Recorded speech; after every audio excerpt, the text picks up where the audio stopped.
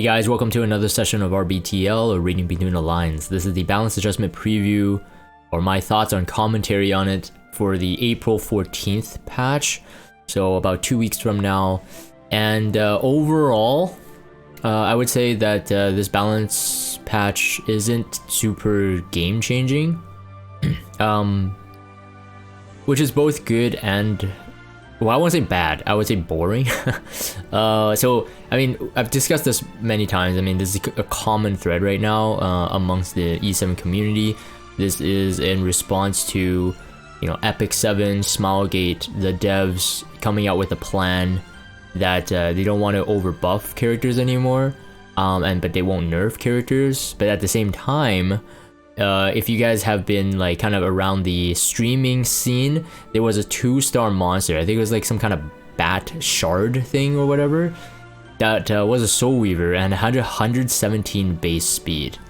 In World Arena right now, there's a 15 speed like buff just tacked onto any Soul Weaver class, and that Soul Weaver could do a CR push with attack buff on the highest attack hero. You could easily get that 117 speed for Soul Weaver plus that 15 on the RTA. You could easily get 300 plus. So like it was for people who had the gear, it was decent contester versus like people with the Ran, maybe C Lilius, Piera sometimes. I mean, it just depends. But they nerfed that, right?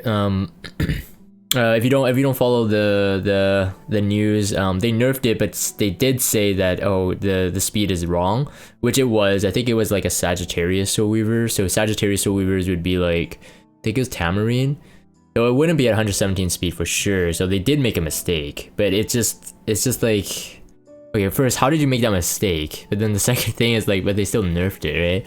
So I guess when Smilegate says like they're never gonna nerf, or they're not really gonna nerf, they don't want to look at nerfing, what they mean is nerfs that are inconvenient or nerfs that are not mistakes, right? But the good thing is that, I mean, it didn't cost anyone anything, but it's just, you know, everybody's kind of looking at it and they're spotting some sort of hypocrisy. I'm not going to commentate on that too much, but in this patch, I do believe that this reflects sort of the ideology now, that they were saying that they don't want to overbuff characters, and they want to make RGB more prominent, so that you know, people don't have to always have the MLs. Where I'm actually thinking now, RGB characters, I mean, you're probably gonna miss some, especially if you're like a mid game player, maybe new player. But if you're an end game player, I think getting the MLs and RGB is about the same amount of difficulty at the moment, based on the Mystic banners returning, how they're gonna rotate Mystic banners. It's not till like July, so 3 months from now, till we get ML Vivian, which is a new Mystic banner.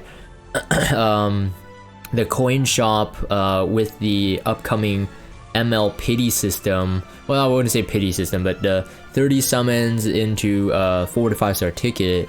But if it's 4 to 5 star ticket, same as the RGB ones, then it's a 30% chance to get a 5-star. So let's just say ML5s are going to be easier to obtain than when I started the game 3 years ago.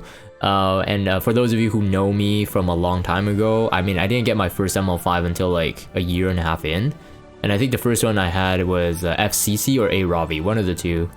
But I mean, and that was like because of Mystic Pity too. So like I never got anything within a year, and I used to whale on the Moonlight packs and stuff like that. Never got anything. Silver Blade Aramintha, which, I mean, she's on the screen, we're gonna be talking about her, but back when she was released on the Mystics, she was like overpowered for that meta. We just didn't have a consistent way to cleanse her, to deal with her, to counter her. And I don't believe Immunity set was on at the moment, at that time. I'm not quite sure. It may have just been introduced. But regardless, I cleared out the entire Mystic pack shop. That's thousands of dollars, and I didn't get her. So like comparing that to like right now, it's much easier to get. And anyways, I'm kind of sidetracking here, but you know, my commentary on this patch note is, honestly, I think everything is looking like you might want to play around with her, maybe on a free gear event, especially if they're already mola'd. But then none of the characters here would be like, okay, let's mola and invest because they're gonna be meta. One of the issues I see, I think, in the way that the game is going is that I mean, if they're gonna keep keeping things like, you know, kind of stale, I'm not complaining about it. Okay, I'm not complaining about that. It's that the meta heroes that are current meta right now are just gonna remain meta, right? And this is something that I've said before. It's just like you can't fix like the world arena meta. You have to just accept it. If you find it toxic still. I mean, maybe you don't find it toxic anymore, but it's going to be the same meta picks, right? You got limited slots, 5 on each side, and if you're champion plus now, you get double pre-banned. I think that's gonna shake up a lot of the strategy, so I think that might be really the saving grace. But in terms of just like the character and what you expect of these buffs, I mean, you just don't expect too much, right? If it's overpowered or if it's like meta, it's going to be one of the top picks again, and then are you gonna keep complaining about that, right? And one thing that I see right now is that any hero that is introduced, either they have to be meta changing, and what that means is that on standalone their kit is so good that everything has to revolve around them, or the characters has to synergize with the current meta heroes. And I guess that isn't too surprising in terms of like a philosophy or a concept, but that is the case. Now in this buff, SBA, Dark Corvus, Diene, Aramintha, Ludwig, Destina, Guide to Aither, Coli, and Armin, like I would say outside of SBA, out of Silver Blade Aramintha, every other one is just like they're in their own kiddie pool. So if you can imagine, like there's an adult pool and there's like a kiddie pool. The adult pool would be like the meta heroes, or the heroes that would be like, okay, they'll fit into the meta, or they'll have some kind of use responding to the meta. And then the kiddie pool is like all the heroes that are buffed that, you know, on paper they are buffed for sure, but it's like they're gonna be kind of, you know, chasing their own tail, like they're in their own separate section, which I guess we would call the niche section. Niche section. So I would say everything that we're going to go through, Silver Blade Aramintha seems to be one that they designed so that she fits in the current meta. All right, so in the current meta right now we have, like, you know, we have Piera, we have Rand, we have Sea Lilius. In my kind of just playing in World Arena, if one side doesn't have like one of them, like the side that doesn't have one of those three often lose. Okay, often lose. I'm not saying that all the time. There's big brain plays, but that's why they're so dominant. But with the Soul Weaver, Frenzy, and stuff like that, there's a bit of change there. Sea Lilius is still very, very strong. Still one of the strongest first picks. Very safe. Alright, anyways, let's get into Silver Blade Aramintha. So flame friction before and after, this is the S1 of course. Let's go through it. So attacks enemy with explosion of flame, 75% chance to burn for 1 turn. After attacking when the enemy is burned, activates a flame release as an extra attack. So now before that was like a passive, which would have been stealable. Now it's not. I don't know if they just wanted to, you know, prevent the sealing. I didn't think that was an issue, to be honest. But regardless, they moved the scenario. So it's after attacking enemy, yeah, flame release. So flame release attacks all enemies with a mystic fire energy, 60% chance to burn for 1 turn before increased combat range by 25%. So realistically, it's the same thing here, just moved now over here. So basically, it gives her more stuff in terms of the Flame of Savara. So the S2 now is called Flame of Savara instead of Flame Release, because Flame Release now is like that active or the extra skill on the S1. When an ally except the caster uses an attack that targets all enemies, increased combat range of the caster by 20%, can only be activated once every 3 turns. So here, this would be like, okay, so AoE strikes, right? So this would be similar to how Caesarea works. As Caesarea plants 2 bombs, she pushes the entire team. I don't think she has a bigger push, right? So Caesarea is a smaller push, but it's AoE, but she has up to 25%. So I do believe that this 20% is the base, and you can increase it by another 5%. So 25% push is really good. You're most likely going to get the turn.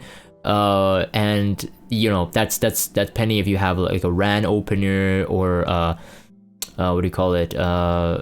Piera opener, or some people do the opposite. Like I've seen this before, like with Caesarea, some people draft a Rem or Politis and Caesarea, so that when the opponents trigger one of the AoEs, either from Rem's counter or Politis's Astral Guide, you're basically, you get a Caesarea push, and you get Caesarea getting a turn, you know, plant a bomb, detonate, stun, boom, boom, boom. So it's like there's a lot of play in this. So looking at Caesarea as like a foundation, I can see Silver Blade Aramintha being used, but of course she doesn't, you know, she still has problems. Let's talk about Meteor Fall. So Meteor Fall awakens. So attacks all enemies with Giant Meteor, 65% chance to inflict 2 burns for 2 turns before stunning for 1 turn. So pretty much the same thing. Of course, the burn right now is increased from 50% to 65%.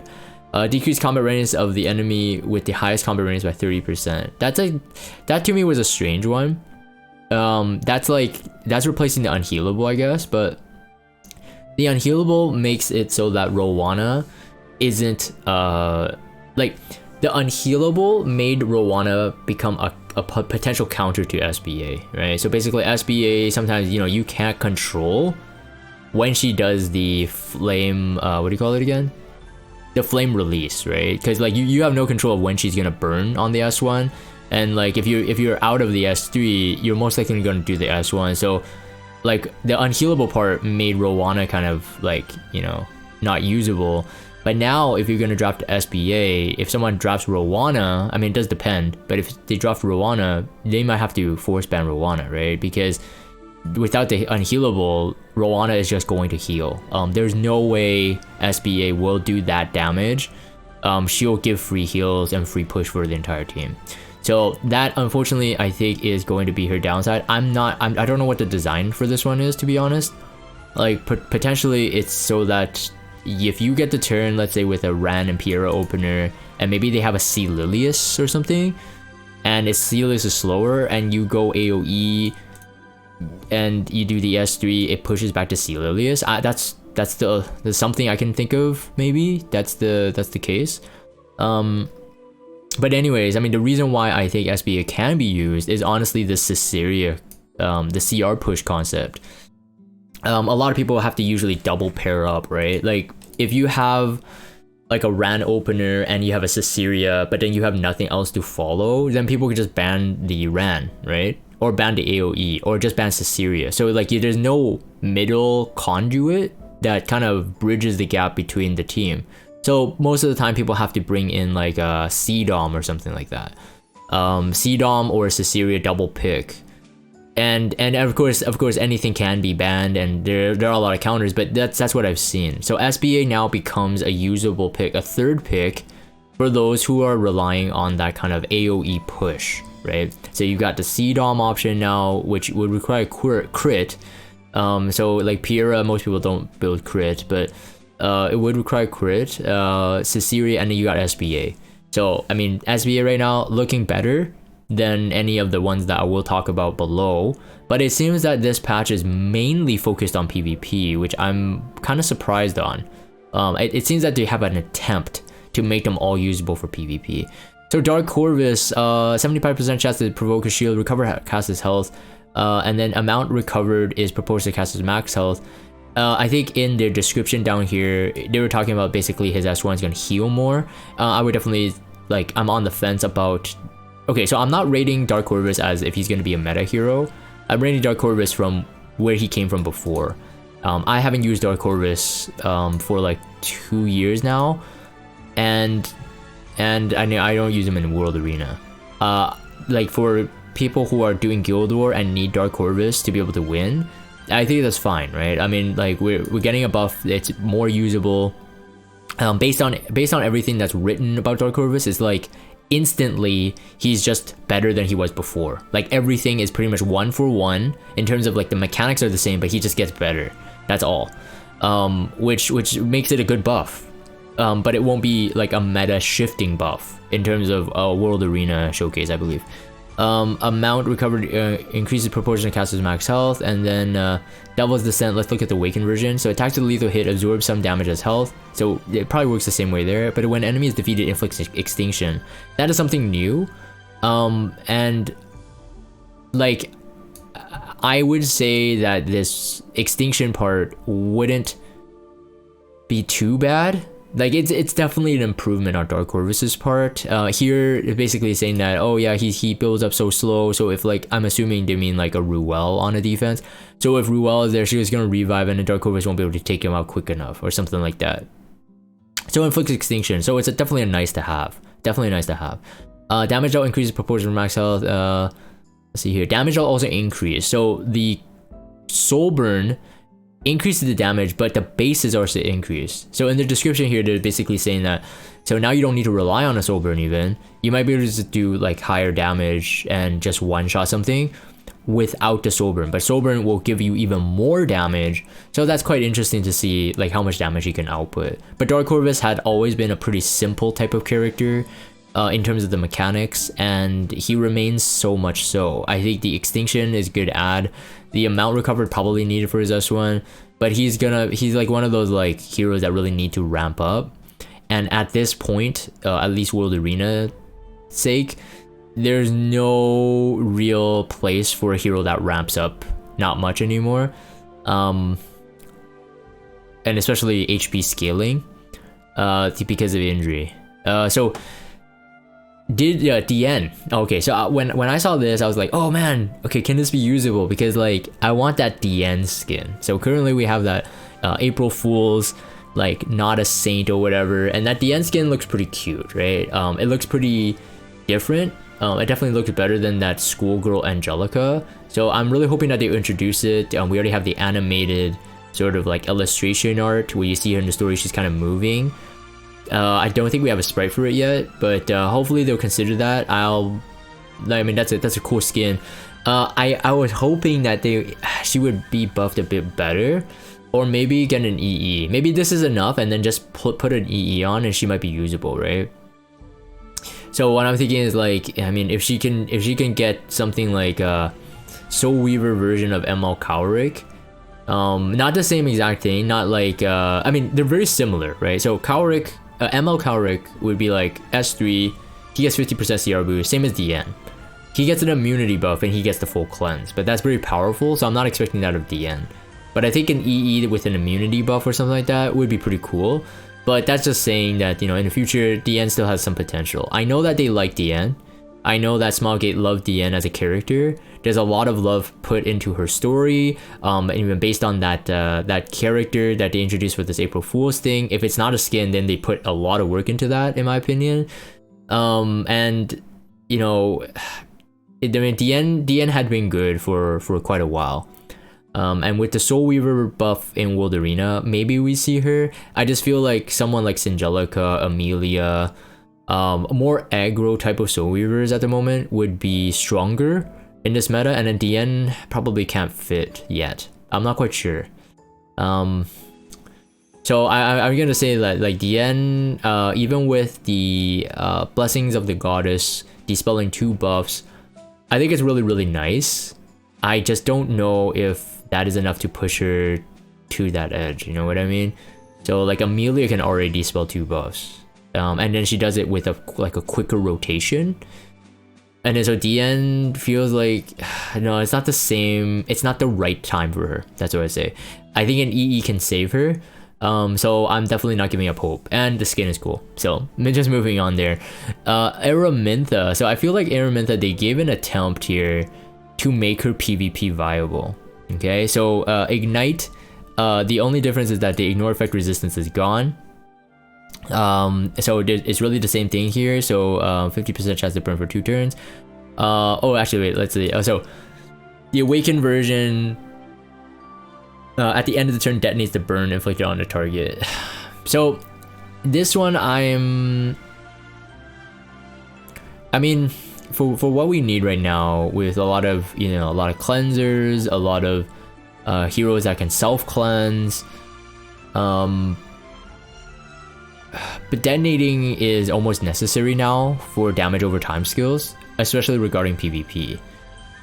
It's like poison is very ineffective, bleed is very, very ineffective, burns are okay just because you can detonate it. And so it does feel kind of like in terms of like looking at mechanics as a whole, it feels kind of lazy, right? It's just like you have this mechanic that's supposed to be DOT, it's supposed to be damage over time, but then you have to detonate it now. So it's like, why make burns in the first place? You know what I mean? Like, except that they have a chance for not proccing or a chance to be resisted, so you don't do the full damage. So it just makes the skills in general, like, I mean, it's really high damage if you could get the turns, or the burns rather, but it's like, you're just making the character worse by basically forcing them to do, you could do raw damage, but you have to do a burn and you have to detonate it. And if you don't proc it, you don't detonate, so you don't get no damage, right? So it's like that kind of system just makes the characters harder to use in a sense. I'm not talking about Aramintha in general. I'm just saying, like, from how I'm seeing it, like, damage over time skills just do not work anymore unless you can detonate, right? It's like part of the package now. If you don't detonate it, damage over time does nothing. That in essence. So skill enhancement up to 65%. Okay, so 65%.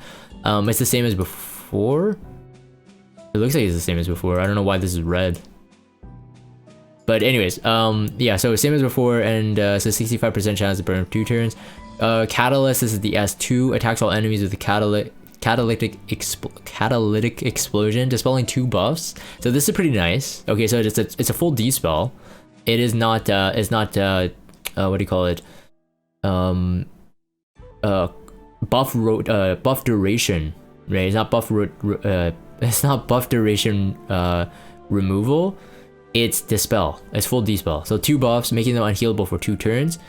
Increase the attack of the allies for 2 turns, and then for each unhealable inflicted, increase combat range casted by 25%.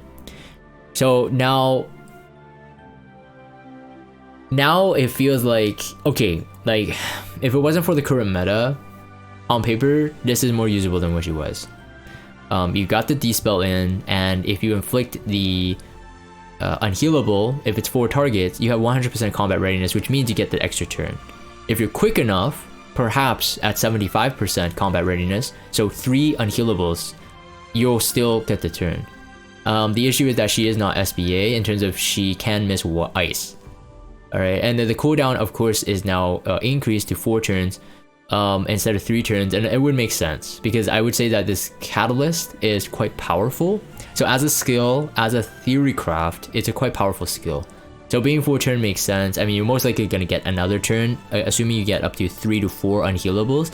You get another turn, so really the 4 turn increase isn't that big of a deal, because you're already getting another turn to probably do Fire Pillar. So the rotation for her would probably be Catalyst, Fire Pillar. Attacks all enemies with Massive Fire Pillar, 100% chance to inflict 2 burns for 2 turns, and then a 50% chance to stun for 1 turn. Grants a barrier to the caster for 2 turns. Barrier strength proportions the caster's attack. So giving her a bit of a better rotation, in my opinion, than the previous. Bit of survival, a bit more survival, and also 2 burns. So, like overall, I think like if you can get her turn, she's not a bad hero to have. But again, I said this at the beginning of the recording. I just don't feel that any of these buffs would make me go out of my way to molo them right away. Like they're not clicking for me, and I don't have SBA. Otherwise I most likely would have moloed her by now, and I probably would try her. But in Aramintha, I don't know. Like it seems promising, but like, is there a place for her? I don't know. I don't think so. I do feel that the dispelling buff part is a huge benefit to her, and if someone like Fire Tenny get some form of dispel like before she could put them to sleep, Fire Tenny would be like actually pretty cancer. I just don't know if she has the same ability. I mean, maybe the 50% chance stun is pretty good, so like you get her pretty quick, dispel, and then go to 50% chance stun. Like maybe it's pretty good, so you have to build a pretty high effectiveness and with some damage. Most likely attack, speed and attack and effectiveness. I think that would be her main use if you're gonna use her. But I mean, it could be if someone is, you know, already has her built, we will see her used. So, you know, it could be interesting. Could be interesting. Ludwig as well on paper again seems like pretty solid. But then countering the current meta, the Rimuru specifically, Rimuru is just like anyone who self buffs. It's so annoying. Rimuru is so annoying. So attacks with the light, decreasing buff duration by 1 turn. Oh sorry, yes. Decreasing buff duration by 1 turn before 100% chance stun for 1 turn. It's nutty. Okay, so on paper, like I said, it's very nutty. So on immunity, if you land the duration removal, then you have a stun. So really 2 checks of RNG, but it's pretty decent chance, right? So you got an 85 and an 85, right? 85 chance, 85 chance. And it has to be in that order, of course. So I mean, it looks pretty good, and it grants the caster invincibility for 1 turn. After the attack, when the target is stunned, increases the combat readiness of the caster by 50%. So realistically speaking, I mean, Rimuru is annoying, but what he could do is kind of like what a Solitaria can do. So Solitaria is for me a pretty decent counter. I mentioned this before when I was showcasing my my account, that one of my patrons, Deke Boy, he had told me like, oh, Solitaria is pretty good into Rimuru, and I tested it, field tested it. It's like every single time, it's actually really good, like almost like a hard counter to Rimuru. Get him stunned. You get him to use the analyze and assess. So Ludwig here honestly could function that same way if he wasn't so, I feel, stat hungry. Like he would need the damage, and then he would need speed. But realistically, I think what he would need is just be faster than a Rimuru, and I think he could be usable for that, just purely for that. So Rimuru would pretty much hard counter this if he had cast the invincibility and you did not stun Rimuru, because then Rimuru can apply the entire team for invincibility, and then it would make Ludwig's defense pen skill just not that usable, right? And on top of the fact that a 20 soul burn ignores the effect resistance, this is like this skill, in my opinion, is a monster. And I honestly think that there is a way to use Ludwig, but it's just, you still got Celilius, Pyrrha, I guess. I mean, Pyrrha would matter too, actually. I mean, you can get the stun, but then he can't self buff, right? So it's again, like on paper, these characters are all pretty cool, but then you got those meta heroes that are kind of looming about, and unless you can counter those meta heroes, you're not gonna see that use. It's just gonna be harder. I do think that again, that once you get to champ and higher, and you get the double pre-ban, things might be different. Like we might see the Ludwigs, we might see the Araminthas, we might see them, because then you can pre-ban Celilius, pre-ban Pyrrha, and then you have a Ran left, or pre-ban Ran, pre-ban Pyrrha, or what have you, right? And so Ludwig honestly could have a place in this meta, and just because of this, I think honestly having him on Souls would probably be more useful than something like a portrait now. Or it does depend on your setup, but I just do feel that this is really, really strong. Ignore effect resistance, meaning you removed immunity and you stun, and that means you get a combat readiness increase by 50%, and it grants you the invincibility. So that's pretty crazy, like to me at least. So this is the S2. Did I say it was the S1? If I did, I meant the S2. Let's talk about the Call of the Full Moon Awakened. So attacks all enemies with Nocturne Magic. If we know how Ludwig works, Ludwig was the first AoE damage dealer that has defense pen. Back in the day when Ludwig was actually usable as a cleaver, it would be an enormous amount of damage for sure. But then we got Landy, we got Lionheart Cermia, and they had just better kits or artifacts that really supplemented them to be more used than Ludwig. And then Ludwig was just like, okay, I mean, you get the better defense pen if you have an invincibility, so you had to set it up with Ruel, set it up with the C Armin, Blaze Dingo, something like that. And then she just couldn't be used. I know that there was a Korean streamer, World Arena, just last season, or maybe 2 seasons ago now. He was using Ludwig, and he was like honestly flexing. He did a really good job of really showcasing Ludwig still being usable. So I do think that any character can be used. So I you know, like if you're big brain enough, you can make it work, right? But anyways, the skill itself, so attacks all enemies with Nocturne magic. When an enemy is defeated, extends the caster's buff duration by 1 turn. So that's pretty good. So that means he gets to be protected in invincibility for another turn if they're defeated. And most likely, I mean, if you got the right setup, most likely they are going to be defeated. So penetrate the target's defense by 30%, but when the caster is invincible, penetrate target by additional 30%. So instead of a 50% defense pen skill, we got a 60% defense pen skill. Yeah, so they removed this. Critical hit will grant the caster barrier for 2 turns with strength proportional to caster's attack. I think this was the protection that he had. Now, damage dealt is also increased. Okay, so it's basically, I don't think it's going to be the soul burn from the previous version. It's not going to be like the damage dealt increased from the soul burn. It's not going to be the same mods, because to my knowledge, none of the characters who got damage dealt increase had a direct swap of the soul burn equivalent. It will probably be stronger than it was before, but it won't be as strong as this. But I'm just gonna say that right now. I mean, I might be wrong. If it is, that might be really, really good. But I highly doubt it. Usually some like huge damage like that does require some souls or some kind of cost. But I mean, he already gets a really good soul burn here, but it is 20 souls, so just keep that in mind. Overall, I mean, Ludwig is one of the RGB heroes I'm still missing, and you know, I would want to use him. I would want to use him. Like maybe an Amelia into Ludwig could work. I don't know. I'm not quite sure, but yeah, I mean, it is what it is. Of course, a change in the EE has to follow because now Moonlight Blow, the stun chance is 100%.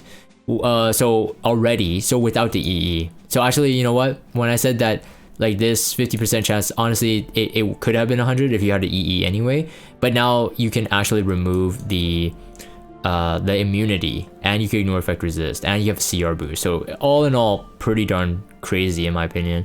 Anyways, back to this, and then increase the Moonlight Blow damage by 10%. I don't recall, because again, I don't own him. I don't recall what other EEs he had, but maybe there's some way to make him even better. Okay, Destina, I have to say Destina is the oddest one of the bunch. While I understood like there are some things that she's buffed for in terms of like maybe responding to the current meta, it's just like I think she's also taking a step back. I'm not quite sure, but it's not like I used Destina in World Arena, and it's not like I've ever seen her used in World Arena, so I don't know. Maybe just like Guild War offense. So anyways, key to an oath after. So attacks enemies with staff, heals the allies with lowest health, healing increase proportion to caster's max health. This is pretty good, just since Destina does have really high health. And does depend on the health scaling here, but I think no matter what, it would be better than the target's max health. So for squishies, so for heroes who are under a barrier that have low HP, so let's say Hwayoung, someone like ML Celine, maybe they're protected by FCC or something like that, being healed by the caster's max health is 100% better than the target's max health, no matter what the scaling is here. Unless it's 100% of the target's max health, which it isn't. But it's just better. Okay, so and then regen after. So blesses an ally dispelling 2 debuffs and recovering health before increased combat rates by 30%. And then healing proportional to caster's max health. Healing is decreased because you get the dispel, I suppose. But it requires 1 soul, and the cooldown is now 2 turns instead of 3 turns. So soul is lessened, but you can use this more often. But healing is also decreased. So right now, this is more like a D-spell to push, so it's kind of like an Amelia, kind of functioning like an Amelia, but it is not a Amelia type like with attack buff, of course. Before it was 50%, now it's 30%. Is the EE changed? Yeah, there you go. Okay, so yeah, so the EE, honestly, you can get the same 50%, but now it's just, instead of Destina's Grace by turn by 1, wait, why did they remove this? This is kind of important. Oh, they probably lowered the skill cooldown, right? They didn't. What the frick? Okay, I'm kind of responding to this like genuinely because I'm surprised. So this and this has nothing to do with each other. I don't know why they did this. So anyways, but regardless, talking about the regen, you can get that 50% push still. Oh, if you have the EE. And in Destina's Grace, let's look at the Awakened. So grants all allies the blessing of a Spirit Lord, reviving all dead allies to... Oh, I see why, because of the revive. I see. That's why. Revive all dead allies to 20% health. For the allies that are not dead, dispels all debuffs before recovering health. Amount recovered proportional to caster's max health. At the start of the battle, grants Spirit's Blessing to the caster for 2 turns. Increases the effect resistance by 60%. Spirit's Blessing cannot be dispelled. And then healing is decreased. So they're not exactly the same type of function. So I understand why this has to be removed.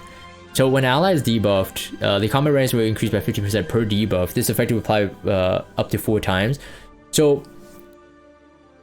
So there is an issue for this because like with a lot of heroes now that are like faster base speed than Destina, and most likely you're gonna have them faster than Destina. Destina is somewhat harder to function as a cleanser if you're gonna use it as a CR pusher. But of course, if you could build her to like 250 speed or something like that, and that goes well before all your other DPS and support, then maybe this could have worked. But I think the reasoning behind this is that they think that Destina should be like a bulky healer. So hence all the changes to the healing, to the skilling on the max health, which I mean some of it already was, but the S1 and even though the healing is decreased, so it feels like Destina is kind of like a mixed bag. It's like they don't want to make her too powerful, but at the same time it's like it's a bit different. So basically what she has is that she has a bit of like Maid Chloe, okay, but without the attack buff, of course. So a less aggro type of Maid Chloe with more cleansing and stuff like that. And most likely, if you have the Spirit's Blessing for 2 turns, and you have Destina's EE, and you have Destina's Imprints, she is going to be the Soul Weaver with the highest DR. This would beat Maid Chloe if you're talking about, including Destina's EE, fully imprinted on both, and the same exact gear. Destina now is the highest EE Soul Weaver that we have in game. So, I mean, that does, of course, sound pretty good. Yeah, I don't know. Maybe Guild War? Controllable fights? She becomes very, very good. I think for players who may be missing gear, so again, new players or mid-game players, having Destina is probably going to be very, very strong for you. And maybe even for some like Arena or maybe Guild War. But a World Arena though, I don't see her used. Maybe counter set still, but I hardly see. I don't know. If she's bulky enough, maybe. I mean, anything bulky enough can work in World Arena. It's just that you have to draft very smart. Okay, and then we talk about the 4-stars now. Guider Aither attacks with the Spirit Power before recovering health of all allies and granting the barrier for 2 turns. Amount recovered and barrier strength proportional to caster max health. Barrier strength is increased. No, okay, so outside of this, so if you guys are watching me, like I did a account review for Amp, one of my friends Amp, and I mean the reason why I wanted to do his account review was because like one day in a mock World Arena session, like he wrecked me with a Guider Aither, and he was kind of like memeing, but at the same time he knew the power of Guider Aither. I would still say though, like, if you have not invested in Guider Aither, I still wouldn't recommend it. Although it does seem more promising, but again, it just goes to show that these like every hero here is like in the kiddie pool. They are stronger. They're stronger than their previous counterpart, but it's like, but does that make them effective in the current situations right now that we're facing? I'm not 100% sure about that. So before recovering health of all allies, oh yeah, we already said that. So barrier strength is increased, so that's pretty good. In terms of like, you got the healing, you get the barrier, but the thing is the caster's max health. To my knowledge, Aither doesn't even have that good of health though. So it would have been interesting to see if it's skilled from attack. That's kind of unfortunate, but whatever, we'll see. Wave of Force Awaken, so delivers a blow to the enemy with Spirit Power, dispel all buffs, before increasing attack of all of the ally with the highest attack for 2 turns, increase combat range by 50%. Damage dealt is also increased. So this is a single target skill, and it will dispel the buffs of the character you're fighting against. So, I mean, they could be pretty good, I suppose, but I just don't know, like, what the reason for that dispel is, unless you're setting up for another character, right? Because yeah, so it's like that's a bit confusing for me. It's just like he has a dispel as well. He has an attack buff, and he increased combat range by 50%.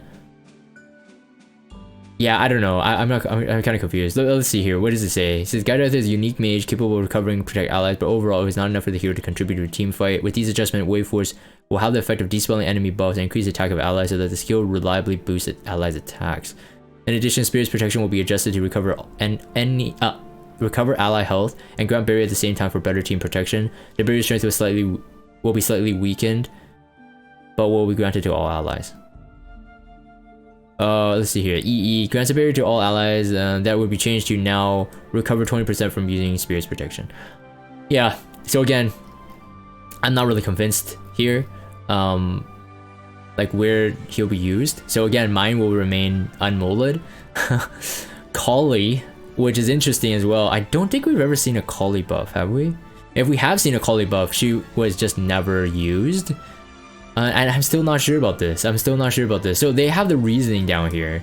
And I read this and I was like, I mean, I feel like the buff committee is doing it in like silos, in pods.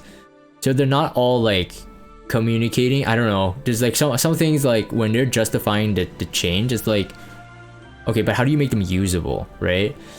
So ambush after. So ambush the enemy is 75% chance to steal 1 buff, and then soul burn was 10 souls, increases to 100% chance to steal 2 buffs. Okay. Accurate strike attacks the enemy with the unseen blade, grants stealth to the caster for 2 turns. At the end of the turn, detonates any bleeding effects and bomb inflicted on the target. So again, what I was saying before, detonation.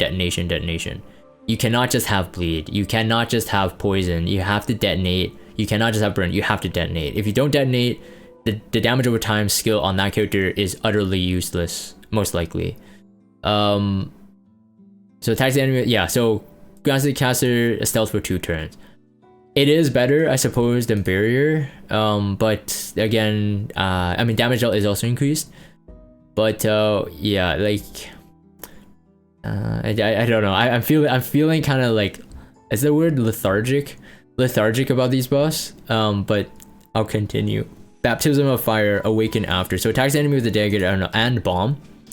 And bomb. Decreasing buff duration by 1 turn, inflicting bleeding and planting bomb before increased combat range to cast by 50%. When the target is a fire elemental hero, ignores the effect resistance and increases combat range of the caster by additional 50%. So it does feel like this is most likely some sort of like on paper. This seems pretty, like you would say this is like a bit niche, right? So a lot of like the heroes that get like a buff when they attack a certain element, so like for example fire haste, you know, he gets like certain benefits of attacking green. Like she has an advantage when attacking fire hero. At the moment, Hwayoung is very, very meta, and I suppose this is one way to deal with her. But I don't think that this is a good investment just to deal with her, because I feel that it just becomes a bit limited, right? So I mean, realistically, what's going on is that you remove Hwayoung's immunity, and you have bleed, and you plant a bomb. You increase the combat range by 50%, but when they're a fire elemental hero, it ignores effect resistance. So there's no resistance check here. You get the dispel duration. So put it in other words, Hwayoung will be bled, will have the bomb, and the immunity will be dispelled, and increase the combat by additional 50%, so she'll get the turn. Damage dealt is also increased, so you have the detonation and you have the turn, and then I guess you can use oh yeah, sorry, yeah, it doesn't auto detonate, sorry, but you'll get the turn and you'll do this to detonate, right? So attack and then detonate. I think if your Coli is very strong, imprint concentration also increased the attack. If she's very, very strong, it should kill Hwayoung. It should kill. You have an elemental advantage, so that means 10% more damage from ice to fire, and a 50% crit rate, and then you have stealth, so you're protected if they're drafting only single target. But you just basically have to have her decently fast and then high damage, and then who has that gear, right? If you struggle with Hwayoung that much, I think I think this might be just a like an option, but it's not like one of those options that you would take very, very seriously, I feel. The S1 stealing the buff is pretty cool too, I guess. When she gets her turn, so she is protected. So realistically, Baptism of Fire, she gets the turn, Accurate Strike, Hwayoung hopefully dead. You're stealthed, and then you start stealing buffs from the opponents if they're locked to single target. So, like, I think on paper, I mean, she might have actually use, maybe, but again, you got, what about the Piera? What about the Ran? What about the C. Lilius that go before, and you're most likely gonna see them on almost every fight. So, oh man, this meta. Okay, Armin, also interesting as well. I haven't seen Armin in a long time. I haven't used Armin in a couple years as well.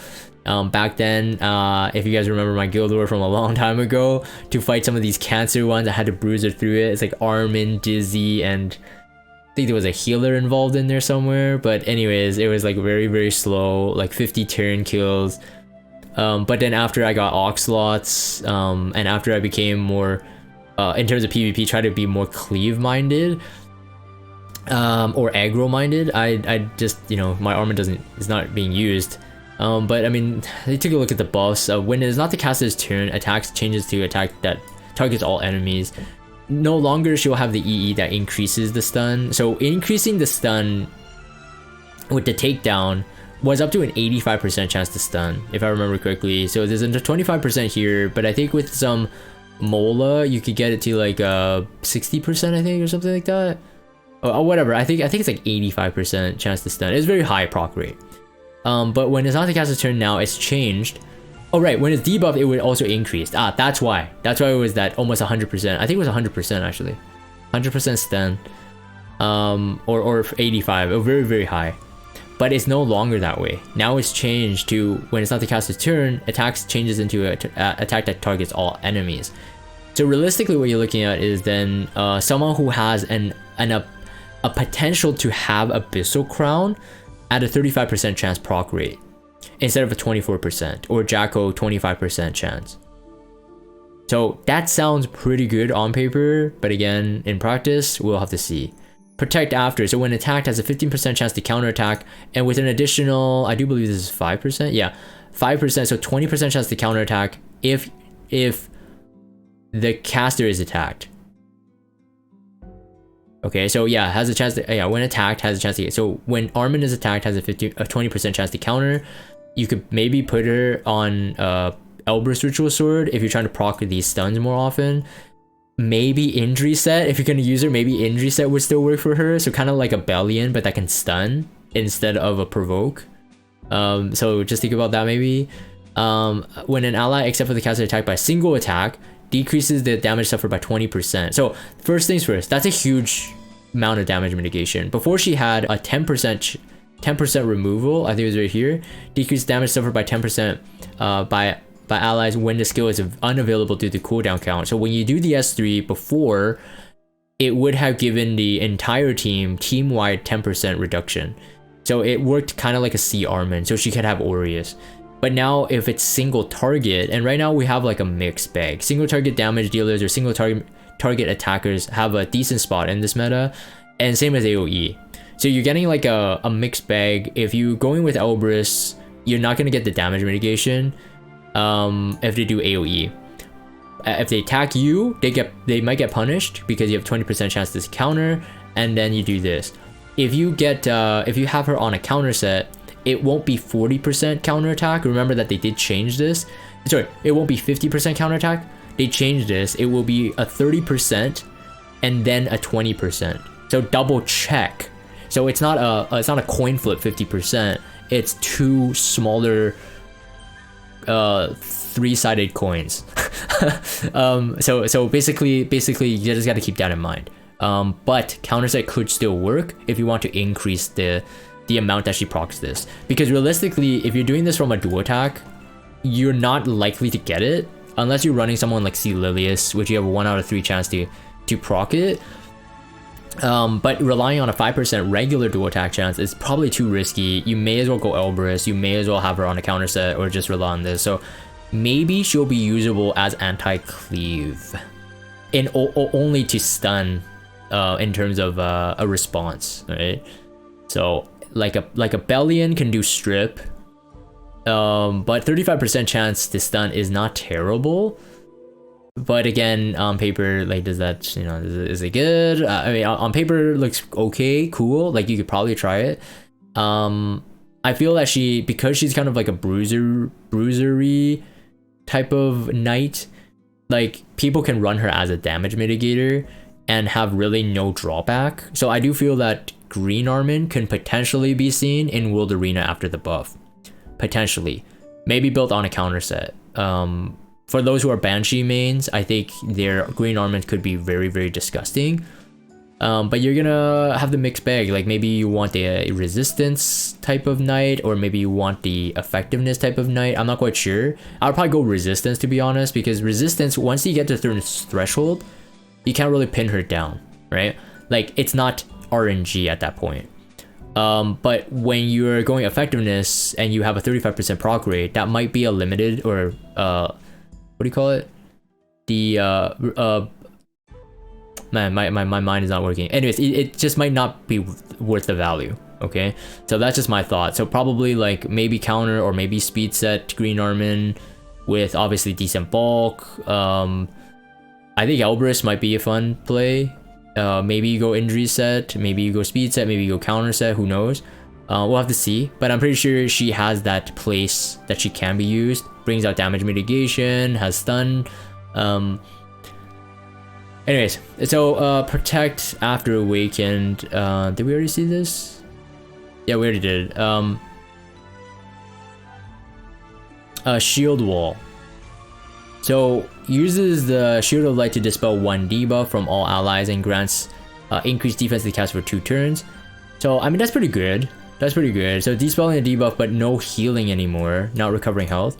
But and also a barrier for 2 turns. Barrier strength proportional to the caster's defense. So that's kind of nice. I think in order, if a Piera did the S2, I think what she would do is she cleanses the restrict, I believe. So the unbuffable is still there. I think that's the order. I'm thinking about when I hit AOL, hit Angel of Light, I think she removes the restrict and the unbuffable is there. I think that's how it works. But yeah, so just keep that in mind. If you're cleansing, I think the restrict is cleansed, but the unbuffable is still there. So you're not getting the barrier, in other words. Barrier strength is increased, cooldown now 3 turns instead of 4 turns. And then you'll get the buff duration by 1 turn instead of skill cooldown 2 turns. Okay, so yeah, so on paper again, you got a buff. You got a buff. Simple as that. Is it good? I don't know. I think like Coli, you know what? All of them, I feel like they're all like usable, but they won't be something that like you have to build. I believe. I think that's my overall assessment here. The counterattack proc chance increased by 5%. So that's pretty good. That's actually a 25%, right? So 25%, if you have a counter set, you have a 30% check, you have 25% check. That's pretty good. This is pretty good, actually. Does the dispel 1 debuff part? You get an additional debuff for using shield wall. That's 2 debuff dispel, actually. Wait, that makes it pretty good, actually. I would say this. This is... yeah, this is pretty good. So this EE becomes pretty good. So I would say Armin's is pretty solid. Yeah, so yeah, overall, it's like nothing on... in my mind would be like, okay, must build at the moment. I think Ludwig has like a lot of fun potential for me, like if I can get him. SBA, if I had her, I probably would build her. I can see myself using her with the way I'm drafting at the moment. Diene, I feel that she's not there yet. I don't think the issue is just the Dispel 2 debuff. I don't think that's the issue. It's how she rotates. It's more of like you want to cleanse before you do the attack buff, but realistically you want to get that anti-crit and attack buff up pretty early. So her rotation feels off. I think that's the issue for me with Diene. Aramintha also feels promising. I don't know. Don't know though. Destina is odd. Armin will probably see. Guided Aither, I don't know. I don't know about that one. A Coli, I think we'll see. in response to Hwayoung. So players who don't have a lot of ways to answer for Hwayoung will probably build Coli. And honestly, I mean, she does have some things good for her, and if they do draft a fire, Coli does punish. So I think that's, I mean, I think she has potential. She has potential. And then Armin has potential for slower players in terms of like bruisery players, the ones that are more careful and methodical.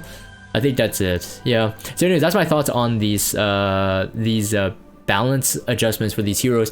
Let me know what you guys think in the comments down below.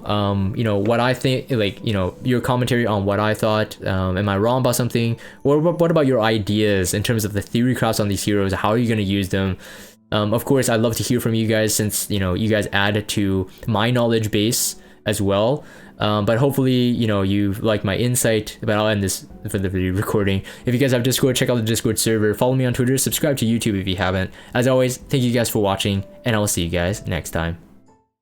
If you want to see more content from me, I started a new YouTube channel dedicated to uploading my stream VODs called Casual Face Roll. Currently doing an in-depth playthrough of Elden Ring with over 30 hours of content so far. Oh, what the frick? You piece of stupid ball! Okay, can't let him have momentum. Oh, shoot. I got killed by a ball? A couple slimes. Although they are protecting treasure. Oh my goodness, there's way too many. Is this what? What? How? Arcade. Was this? It's that ball! The ball is there! He's coming! So if you want to see more, consider subscribing. Thanks.